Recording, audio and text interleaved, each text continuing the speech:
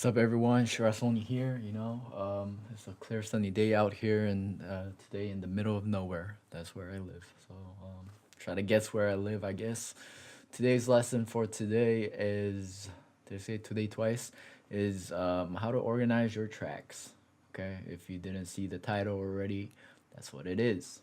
Okay, most people beginning out with FL, they don't really realize why you have to organize your tracks. And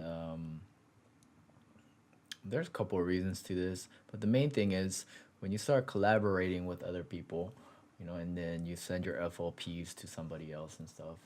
When they see your tracks, they can't tell, like, at all, like, if you don't have it organized. Like, they don't know which instrument goes where, and they'll have to go through a whole, like, they would have to spend some time before they know which is what and all of that stuff. So it cuts a lot of the hassle if you have it organized well, you know. And people are not as proficient, they're not as like they're not like a power user at FL, or most any DAWs as you might think them to be, especially from my experience, people from the older generation, who started on like tape decks and all of that, right? Um, they they don't, like they're not good at using Pro Tools or other DAWs, like Ableton. So organize. Anyway, so let me show you guys some tips on how to organize. This is the way that I organize my tracks. I found this the most efficient and most effective way to organize. How you do this is basically, let's say, for example, I have a track, then rename it filter auto or something. No, clap, okay? What you can do is if you go right below this track and then you right click on it, you could select this group with above track. So there's a G for the shortcut, so right click and G. So if I have it like this, then like this is all grouped together. This is another function that people don't know really well, but if you press shift and then you mouse scroll up or down, you know, then you could send the whole thing up or down. Pretty nifty, eh? Let me get rid of this real fast. Come on. All right. So if, let's say, for example, I want to send the FX up to the top, right? Then normally I've seen people who do it like this, and then they will, put this whole thing up, and then you would have to make space like on the top right over here, and it's double the work, and all of that. Instead, what you have to do is just shift and then mouse scroll up, and then everything follows you up.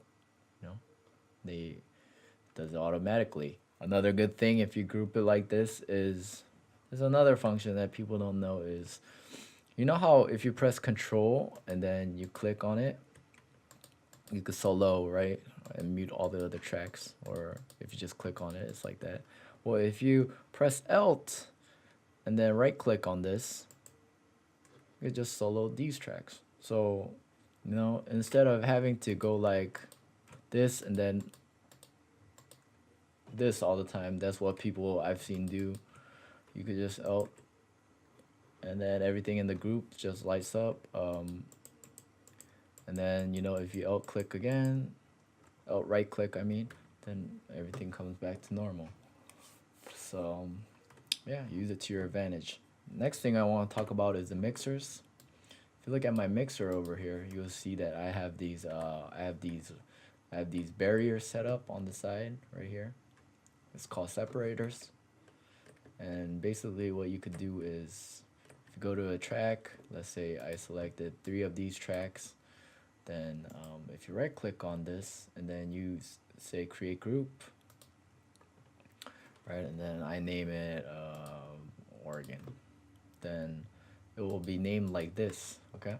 Then it'll have the separators on the sides. If you want to get rid of the separators, just right click on the side and then get rid of separator. So on 62, it gets rid of the separator on the left side of the track.